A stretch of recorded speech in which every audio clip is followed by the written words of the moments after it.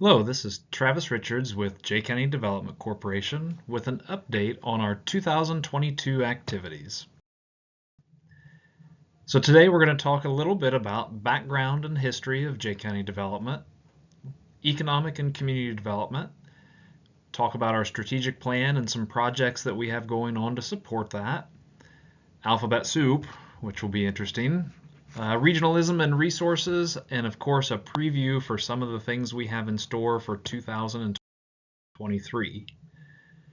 So first up, background and history.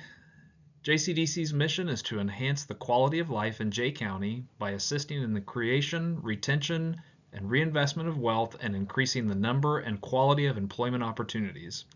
And if you've heard me talk about this before, you know that it's all about two words: jobs and investment.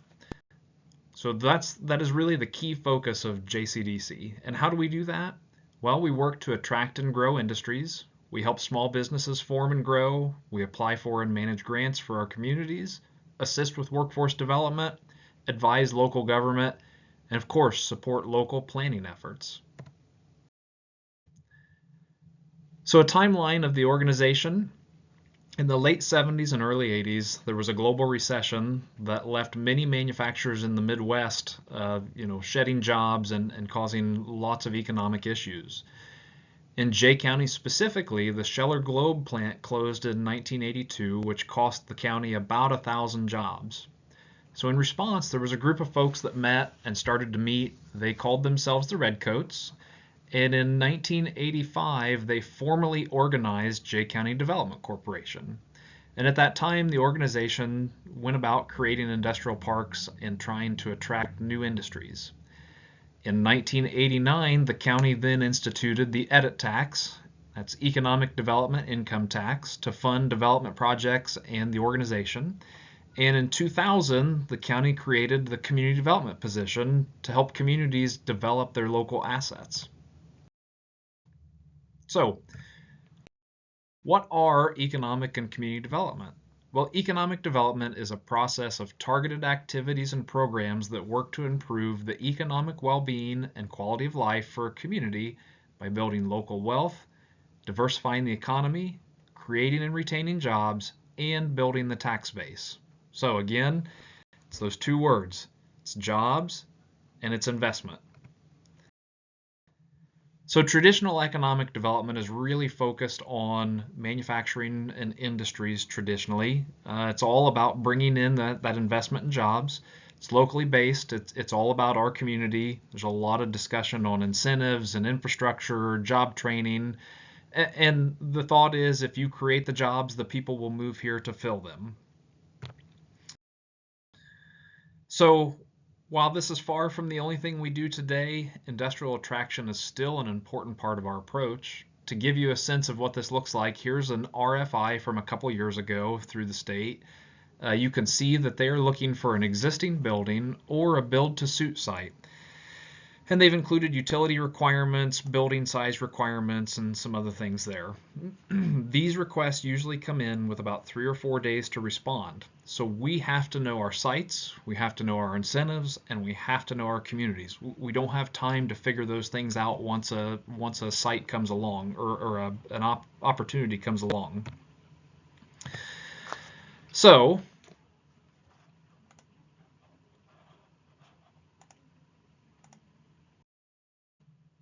suppose we respond to one of these requests. We get dropped into a site selection funnel. I think this is a good visual to help figure this out. So using this image as a guide, let's pretend there are 500 sites submitted for review. Request goes out, manufacturer's looking for a place to locate, 500 communities respond.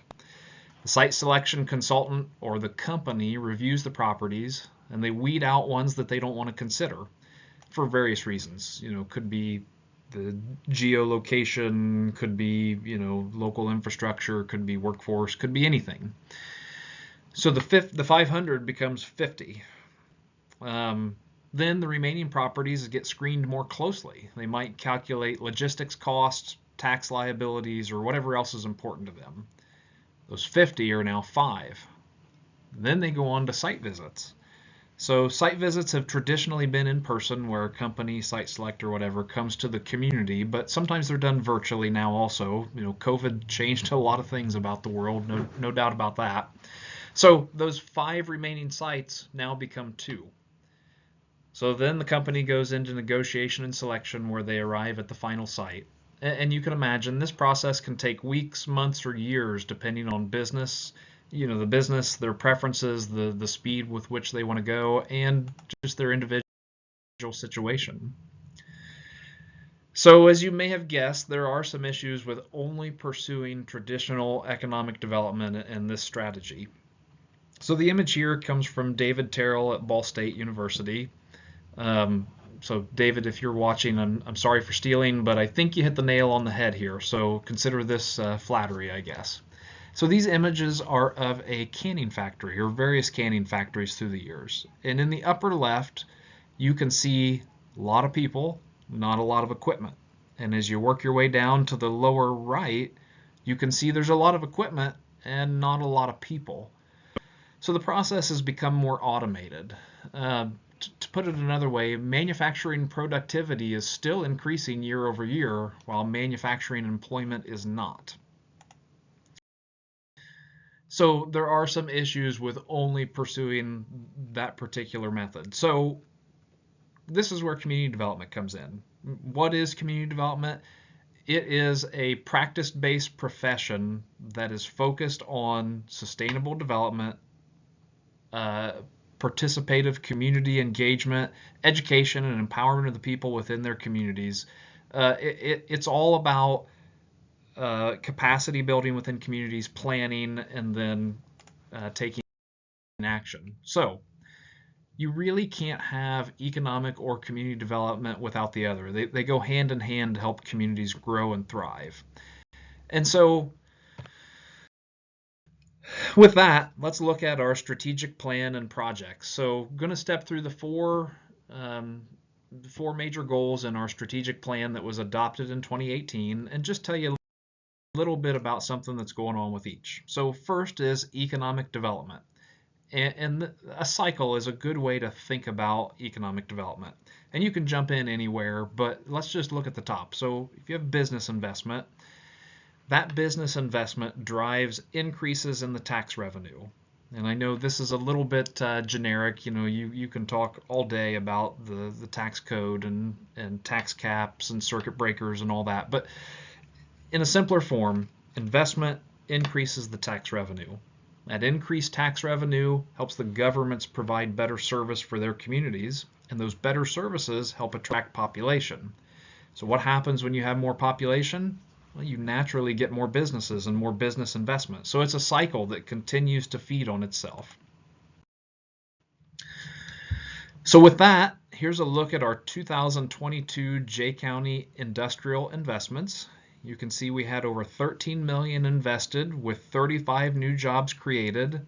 Those 35 new jobs will result in about $1.3 million in annual wages. Also retained 841 jobs with annual wages of just shy of $37 million. So Priority Plastics, FCC, and Fisher Packing were the 3 industries that announced investments and expansions this year in equipment. So one of the things that we like to do when we talk about industrial investment is calculate a return on investment to demonstrate and help people understand why this is so important. So looking at a cost and a revenue, those are maybe a little simplified, but on the cost side, thinking about the incentive, which is typically a tax abatement, and looking at the cost of Jay County Development Corporation, our operations and everything that we do. So considering that's a cost, and then the revenue would be the property taxes generated through those investments, looking at a 5-year period, your cost, again, that's tax abatements and JCDC operations, are just under $1.7 million for that 5-year period. The tax revenue generated, the estimated tax revenue, is about $4.8 million. So if you calculate that out, that's a return on investment of 288%. So I don't know about you, but if I had a machine that every time I put $1 in, I'd get $2.88 out, I think I'd put that dollar in more than once. more than twice. In fact, I'd probably do it until the machine broke. Okay, switching gears here, let's talk small business. So over the course of 2022, we met with 17 different small businesses and entrepreneurs.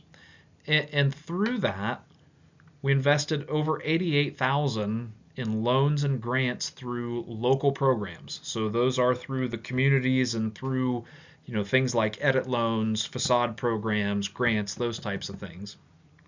That's 88,000 in the course of this year. Does not include private financing or private investment.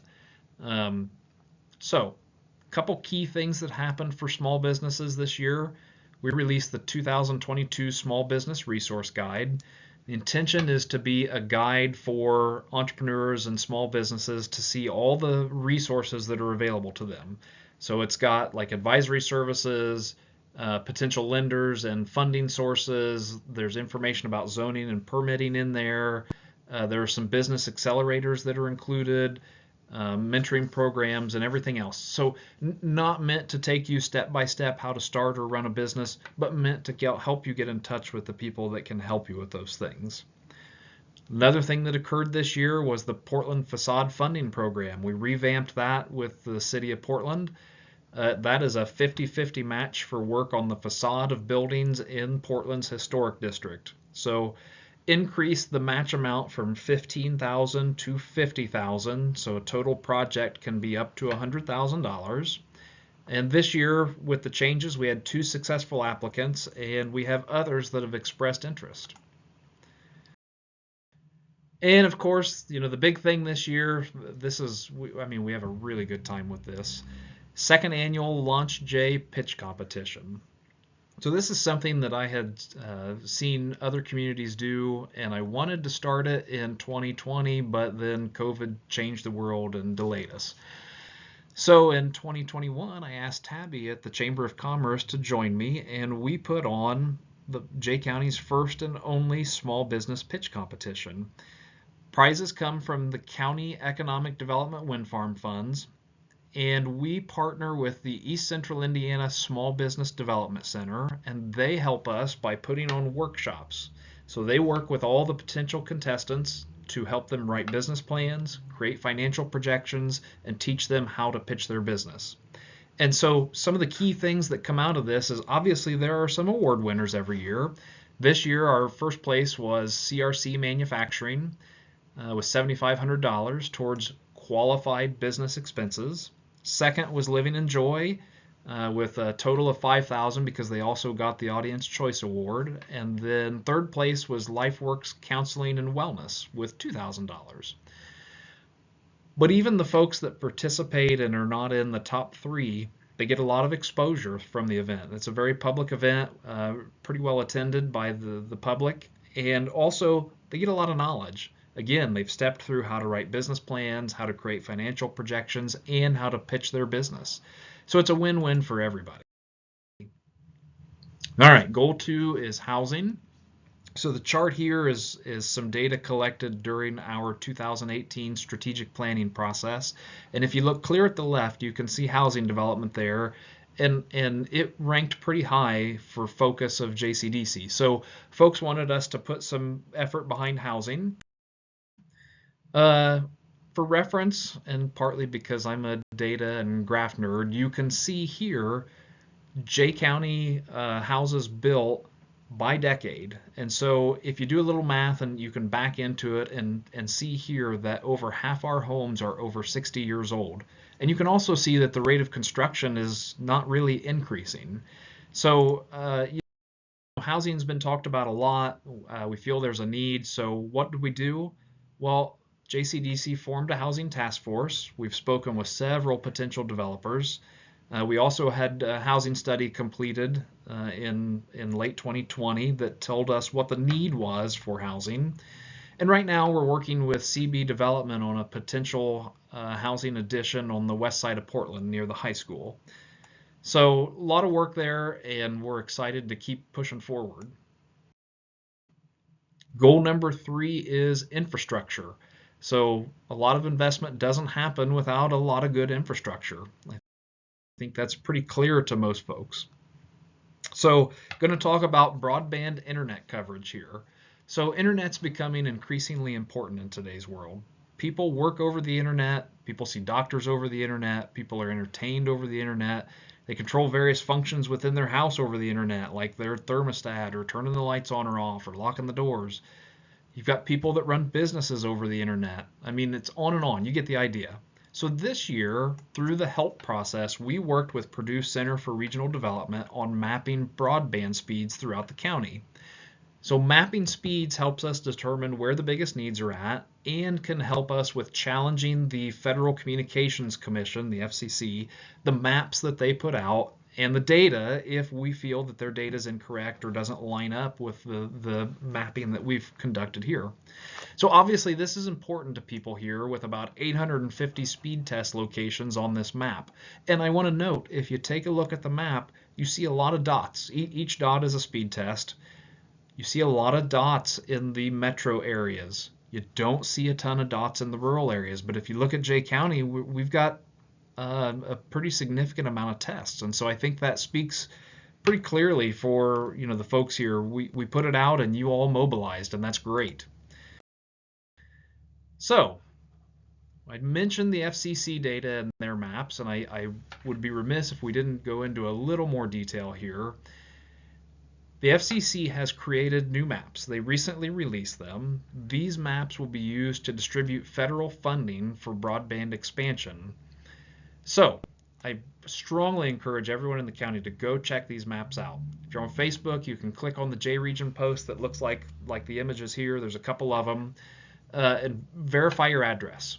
Accuracy is key to making sure the funds are distributed appropriately for broadband expansion. So go online, go to the FCC, the Federal Communications Commission, look at the map, enter your address, verify the data is correct, and if it is not, challenge that data. All right, while you may not think about library as infrastructure, I would argue it's certainly knowledge infrastructure and an important part of the community.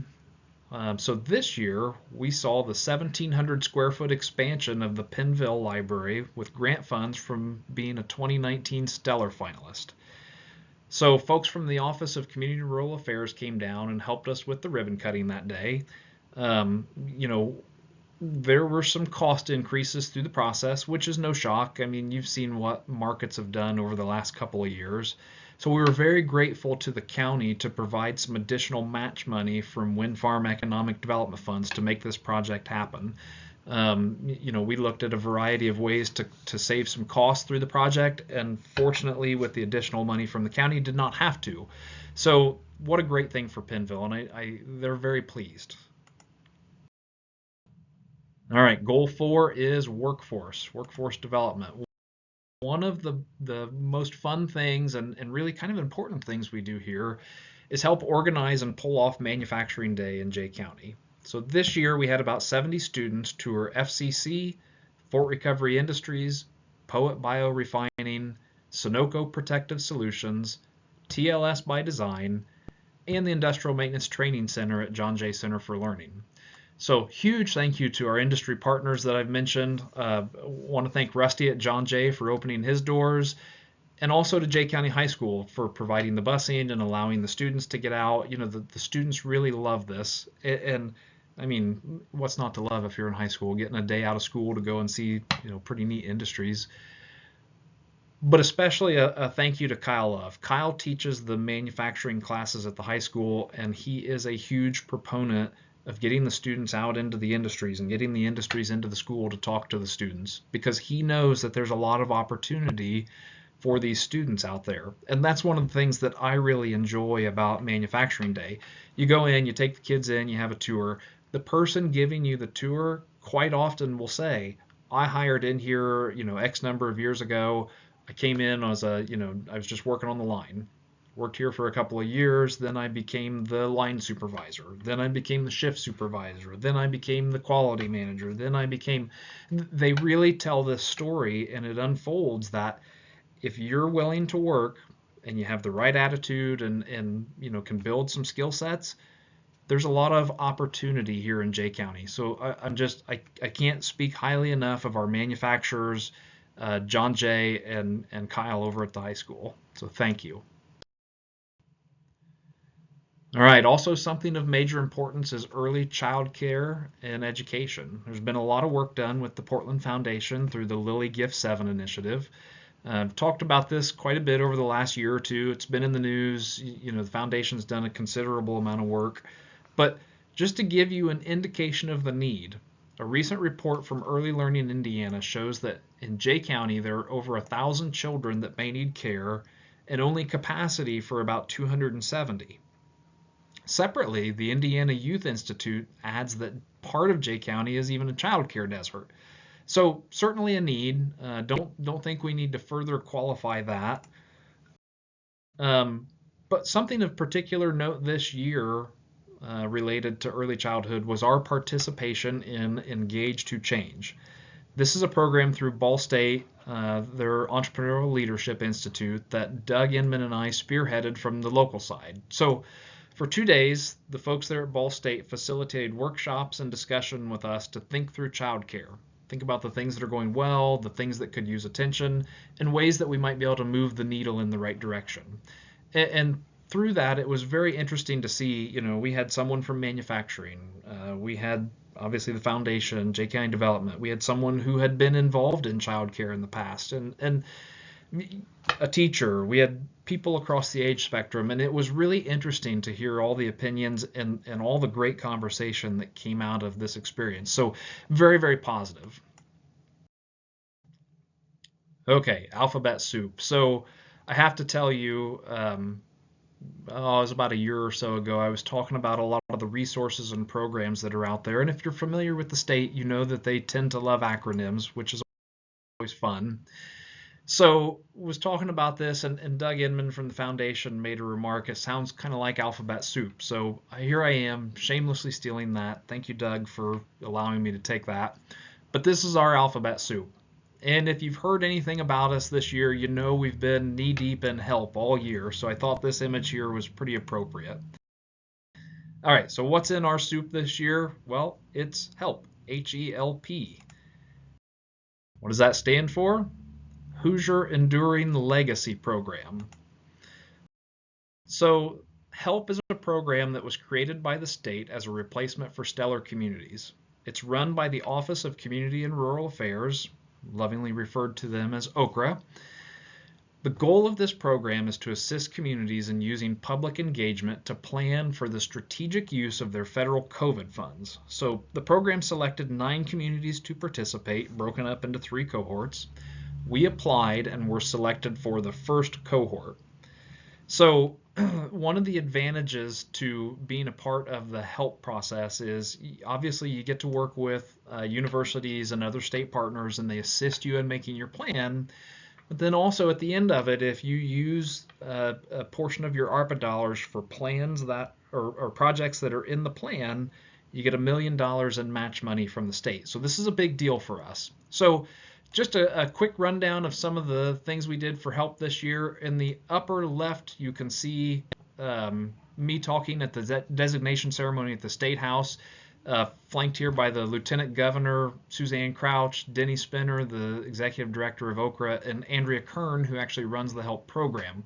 Had a great time. We're able to meet up with the other communities in our cohort, which are Auburn and Kosciuszko County. And it was really a good event, and I'm very glad that we could go there. Clockwise, the next image there on the upper right is our community help forum that we had in June. Folks from across the community came in. Okra was there. They presented. Ball State came in, and we had a lot of good ideas come out of that event. Also there, the next photo is an image of one of the pathway committee meetings. This was the quality of place pathway. And so each of these pathways met a few times, came up with project ideas, did some a little bit of vetting and some prioritization of those projects, and then brought those forward for inclusion in the strategic investment plan. So here was an image of folks, going around the room, writing on these papers on the wall about the different types of community wealth or community engagement. And so thinking about what types of projects fit into each of these categories. It was a pretty good pretty good meeting with a lot of real good engagement. And of course, the last image here, that's us getting ready to walk through the 4th of July parade and pass out water and candy and cookies. And those all had a QR code on them with information about the survey. So you'd put your cell phone up to it and it would take you direct to a help survey that we had created to try and gather more public input on what we should do with the ARPA funds and what types of projects should be included in the plan. So all things considered, we had over 1,100 participants in the various activities for help, which was huge. All right, next up in our soup, ready. Stay for Regional Economic Acceleration and Development Initiative. So this is a program developed by the Indiana Economic Development Corporation to award funding to regions across the state to help spur development. The focus here is really about quality of life and things that you can do to help development within your region. So Jay County is part of an 8-county region. So in the upper left image there, you can see representatives from our counties and Ball State in the top left image there, making our presentation to the IEDC officials about a year ago. We were awarded $15 million for our region, and our plan is called the Forge Your Path Plan, which lines up with our regional marketing and the strategies that we have developed there over the last few years. One of the major tenets of the plan is our Regional Talent Collaborative, which is a partnership with Ball State's Office of Community Engagement to help with workforce development, attraction, and connection. And so lastly here you can see an image of the last meeting that I was able to attend, the last Talent Collaborative meeting in December of this last year. All right, next in our soup, FFC, which stands for the Flipping Finance Challenge. So Jay County was selected to participate in the 2022 design sprint pulled together by the Indiana Bond Bank called Flipping Finance Challenge. So this event allows communities to present challenges that they are facing to innovators from around the state, with these innovators then proposing back potential solutions. The theme chosen by the Bond Bank this year was Civic Superheroes. So we really leaned into the theme. You know, we told our challenges through the lens of superhero and villain type stories. And our approach, kind of comical, pretty engaging, it was effective. So Jay County received the most solutions ever for a Flipping Finance Challenge, which I was really pleased with that. And one of our teams was even chosen as the overall winner for the event and were awarded by Treasurer of State. So they got these little awards and were able to tour the State House. And that was really cool for us that one of our top teams was chosen as the overall top innovator team for the state. So I could probably go through a few more alphabet soup examples, but you know, you're probably ready to keep rolling. So let's talk about regionalism and resources. Regionalism is something that's increasingly important. We don't live in a bubble. Nobody does. We have to work well with those that are around us and those that we are share borders with, and developing those relationships here locally, across the region, and across the state is key to making sure that we're at the table for future opportunities. So in the next few slides, I'm going to show you some images and just talk through them. There's not a lot of words, but just looking at some things that we had going on here. So in the upper left corner here, we have Karen Lloyd from the East Central Indiana Small Business Development Center. You may have remembered me talking about her and her team. They help us with the Launch J pitch competition. So they work with small businesses and entrepreneurs to offer business coaching, consultation. They help with business plans, financials, and a host of other topics. She came and spoke to the Jay County Development Corporation Board of Directors last year about what they do and how it works. And it was great. We had a wonderful discussion there. Next image going clockwise is a picture of one of the community calendar sessions we had in December. If you haven't heard about the community calendar, stay tuned. We're going to talk a little more about that in just a moment. But definitely we want you to check that out, be a part of it. I think it's a pretty big deal for the community. The lower right corner is an image of Mitch Landis, who by the way is a Jay County native, from Connexus. He works for Connexus. speaking to about 25 representatives from the Jay County manufacturers here about manufacturing readiness grants. So that was an event pulled together by Linda Walzak from the Indiana Economic Development Corporation and I. And it was very well attended and very good, and it was great to have so many manufacturers at the table and interested in the content. So speaking of Linda Walzak, she has recently moved into a new role with the IEDC. She's Vice President of Business Retention and Expansion. And she spoke to our board about the IEDC and what they're doing to spur economic development across the state. So it was great to hear from her, have her come in and explain, what they do and how it works and how they work with us on the local side and how we can partner together. All right, also this year we visited with other communities in the region. So the images on the left here of your screen, those are from a visit to Rushville that we took in conjunction with the cultural district team that's working here in Portland to try and build capacity towards becoming a recognized cultural district by the state of Indiana, by the Indiana Arts Commission, and also by members of our Main Street group. So that was a very good visit. If you're not familiar with Rushville, we have a lot of similarities with them.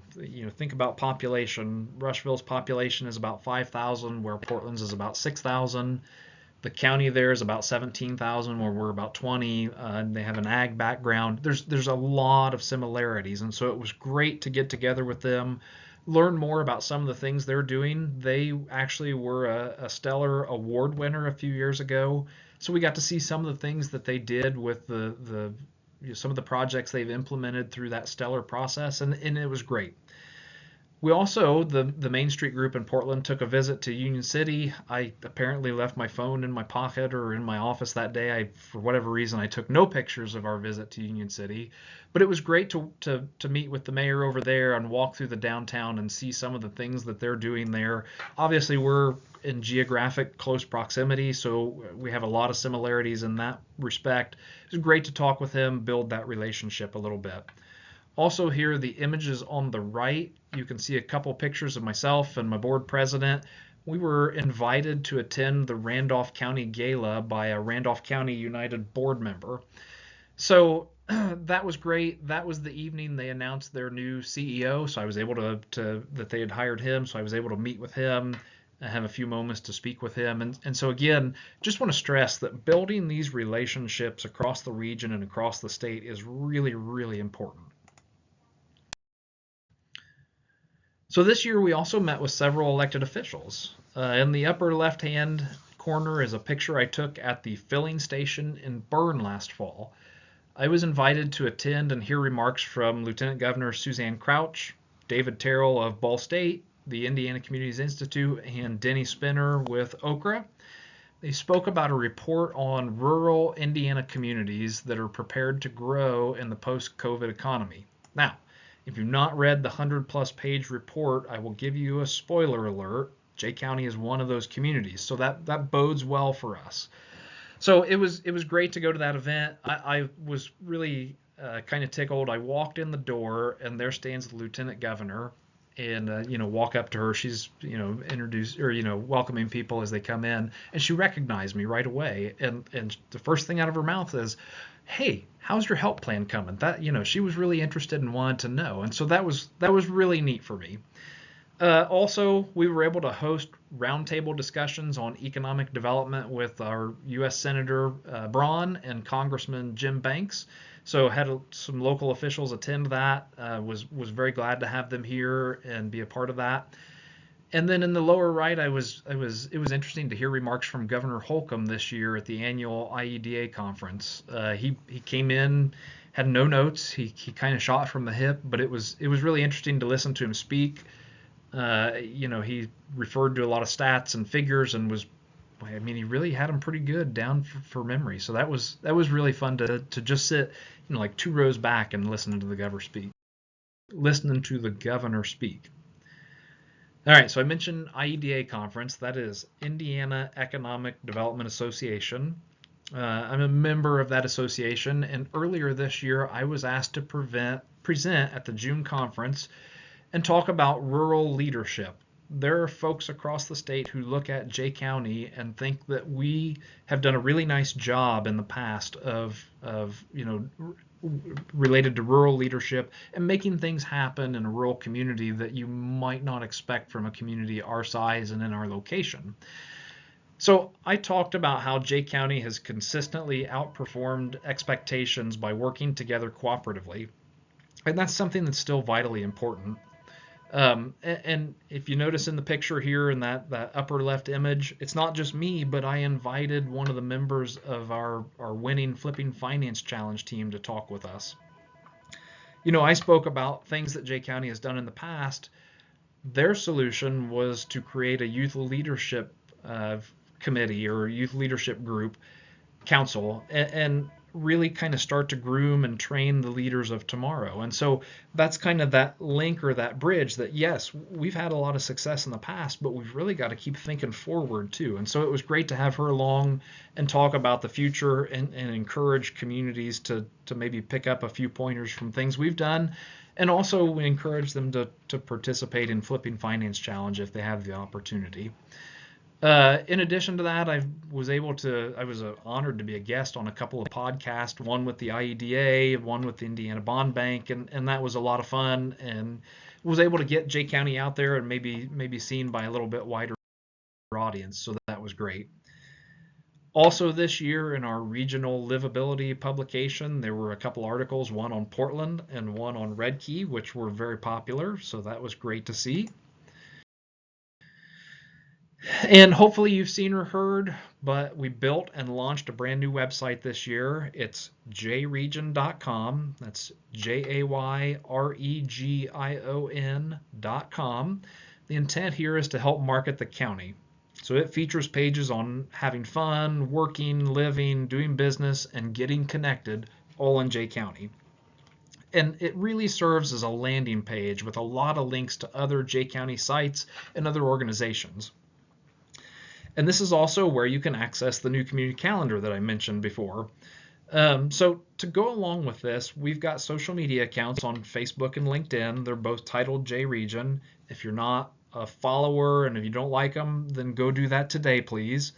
But this online presence, this is not just a one-off thing. This goes hand in hand with our strategy, both locally and regionally, to attract, retain, grow, and recruit talent. And there's multiple stages to this. So yes, we created the website. We've got the social media accounts. Now we've kicked off the calendar so that everyone can know all the events that are occurring across the county. And I'll talk in a minute about Make My Move. This is a marketing effort to attract folks to move here. So we're trying to pull in all directions here and working towards the same goal. It's all about attract, retain, and connect talent. So what can you expect in 2023? Well, first, our 5-year strategic plan winds down at the end of this calendar year, so we'll be working towards creating our next one to take effect in 2024. But also, you'll see us continue to market and grow the new community calendar. So today, there are 42 organizations. I don't even know how many events. It's well over 1,000. And close to 200 personal accounts on the calendar. So again, we worked with Yodel Community Connections to get this launched. The official launch date is January the 16th, but you can still access it. Go to jayregion.com and click on the community calendar in the upper right-hand corner or in the little drop-down toolbar. And it'll take you to this page and you can see events, schedules, and organizations from here. Also, Make My Move, which I just mentioned. The campaign recently officially kicked off in December. They've stood up the basic page. You can see a little image of it here. The point of Make My Move is to market the county nationwide and attract remote workers to move here. So again, this is in alignment with our local and regional strategy to market, to attract, retain, and grow talent.